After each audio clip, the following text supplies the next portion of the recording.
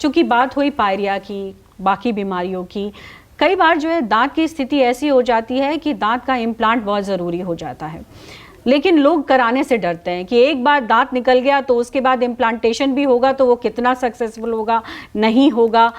इसको लेकर लोगों के मन में हमेशा संशय रहा है, इसके बारे में कुछ बताएंगे? देखिए, डेंटल इम्प्लांट एक बहुत ही सेफ प्रोसीजर है। जैसे कि हम दांत निकलवाते हैं, दांत निकालने से पहले हम इंजेक्शन लगा के उसे लोकल एनेस्थीसिया में दांत निकालते हैं। सेम उतने ही समय में जैसे हम दांत निकालते हैं उतने ही समय में हम डेंटल इम्प्लांट लगा के उसे रिस्टोर कर सकते हैं विद द एडवांस टेक्नोलॉजीज। तो इसमें डरने की बिल्कुल ज़रूरत नहीं है। बट एक बात ज़रूर है, डेंटल इम्प्लांट थोड़ा महंगा है अभी भी for the general public. Even government hospital जैसे कि हमारा NDMC का है, डॉक्टर ज्ञानेंद्र का, मौलाना आज़ाद है, एम्स है, हम सभी ये कोशिश कर रहे हैं कि इसकी कॉस्ट कम से कम की जाए। बिल्कुल।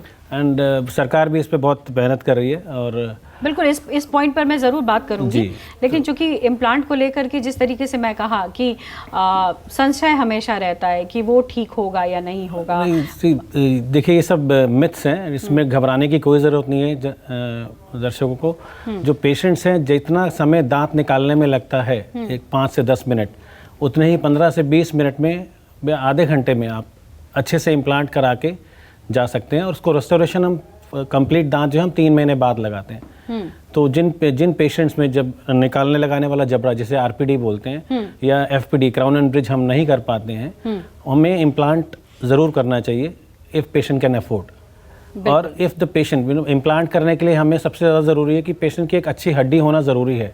अगर हमारे पास एडिक्वेट बोन अवेलेबल है तो हमें इम्प्लांट ज़रूर करना चाहिए। लेकिन आजकल जो डॉक्टर दुआ परेशानी ये हो रही है कि खास करके डायबिटीज़ के पेशेंट को देखें तो डायबिटीज़ के पेशेंट के दांत ज़्यादा ख़राब होते हैं। और ऐसे में जो आपने कहा कि दांतों का मजबूत होना बहुत ज़रूरी है, लेकिन उनकी मजबूती नहीं रह पाती है। तो ऐसे में उन मरीजों को क्या करना चाहिए? क्योंकि कई केसेस में इम्प्लांट ही होता है, लेकिन इम्प्लांट होने में कितने प्रतिशत उसकी सक्सेस रेट होती है? डायबिटिक, अगर आप गुड कंट्रोल, एक फेयर कंट्रोल मेंटेन करते हैं, अगर आपका HbA1c लेवल कंट्रोल में है, जैसे HbA1c मतलब कि एक लॉन्ग टर्म जो आपका शुगर लेवल रहता है ब्लड में, अगर वो कंट्रोल में है, कितना should be less than 5 to 6, ठीक है, 5 से 6 का होता है लेवल, बट ठीक है, अगर वो आपका कंट्रोल में है, आपका फिजिशियन कंसेंट देता है, तो your bone should be good. तब हम CT स्कैन करते हैं। एक्सरे में कई बार हमें बोन लेवल्स ठीक से पता नहीं लग पाते हैं 3 dimensionally, so we do a CT scan. CT scan करने के बाद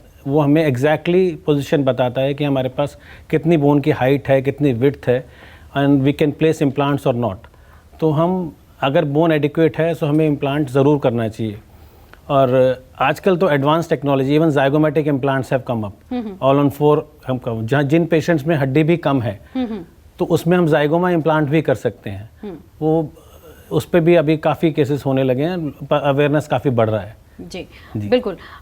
जिस तरीके से नए रिसर्च के बारे में जानकारी दे रहे हैं, उसका सवाल मैं आगे भी आपसे लूँगी, लेकिन डॉक्टर लाभ, एक बार फिर आपसे आपका रुख करना चाहूँगी।